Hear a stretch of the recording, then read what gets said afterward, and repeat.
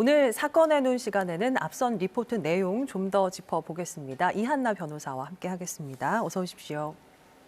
살인 혐의로 기소된 조 씨에게 오늘 1심 재판부가 징역 23년 그리고 보호관찰 5년을 선고했는데요. 먼저 재판부가 밝힌 구체적인 선고의 배경이 뭔가요?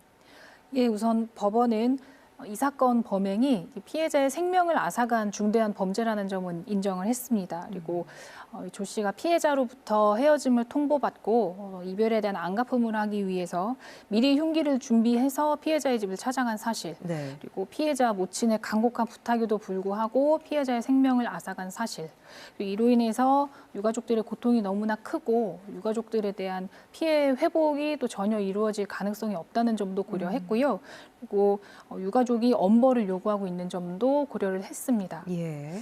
근데 다만 이 조 씨가 나이가 어리고 초범이며 그리고 불우한 가정 환경에서 자라서 정서적으로 불안하다는 점을 조 씨에게 유리한 양형 사유로 참작을 했는데요. 이 부분은 저로서도 사실 조금 납득은 가지 않고요. 예. 이번 형량 자체도 생각한 것보다는 오히려 좀 가볍지 않나 하는 생각이 듭니다.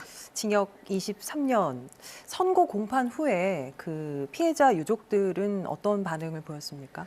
당연히 유족들 입장에서는 형이 너무 낮다는 의견을 낼 수밖에는 없고요.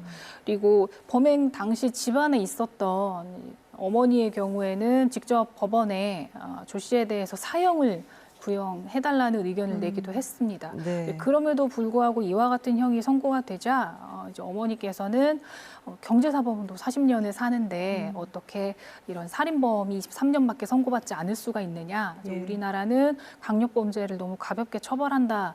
이런 이야기를 하시면서 아무래도 애통한 심정을 좀 보이시기도 했죠. 예, 말씀하신 것처럼 피해자의 어머니 같은 경우는 사건 현장에 있었기 때문에 예. 계셨기 때문에 공포라든지 고통, 충격은 뭐 우리가 상상할 수 없을 그렇죠. 정도였을 것 같고요.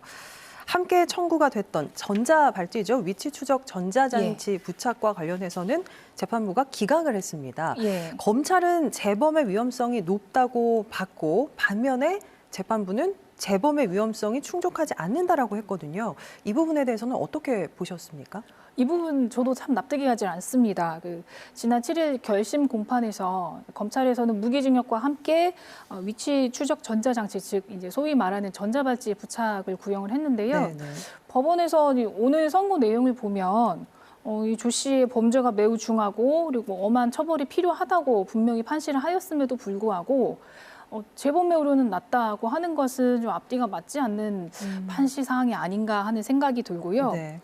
그리고 이 검찰에서는 이 조 씨에게 그 반사회적 인격 장애, 소위 말하는 사이코패스적 성향이라고 하죠. 그런 부분이 있기 때문에 재범의 우려가 굉장히 높다. 그렇기 때문에 이 위치 추적 전자 장치를 꼭 부착해야 한다는 취지로 신청을 한 걸로 알고 있는데요. 네.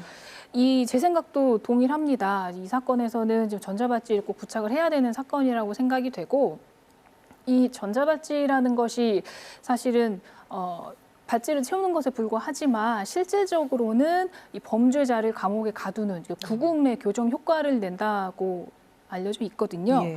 그러니까 행동 반경을 제약을 함으로써 이제 물리적으로 가두어두는 것하고 동일한 효과를 보는 것이죠. 나아가서 지금 재판부 판시 내용대로 실제 조 씨가 이 정서적으로 불안한 상태에 있는 것이라고 하면 오히려 더더욱 재범의 가능성이 높지 않나 하는 의견이 있습니다. 이게 또 보호 관찰 같은 경우에는 사후적 처분에 좀 불과하죠. 왜냐하면 네. 보호 관찰 중에 도주하거나 이렇게 연락이 두절되더라도 그 이후에 찾을 수 있을 뿐이지 그렇죠. 이 실질적인 감시 효과는 떨어진다고 보거든요. 그렇기 때문에 금일 이 위치 추적 전자 장치 명령을 내리지 않은 법원의 판단은 조금 타당하지 않다는 의견입니다.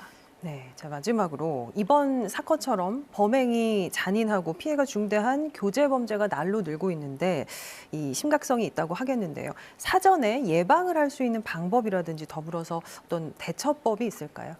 아직 관련된 법안이나 규제가 명시적으로 있는 것 같지는 않고요.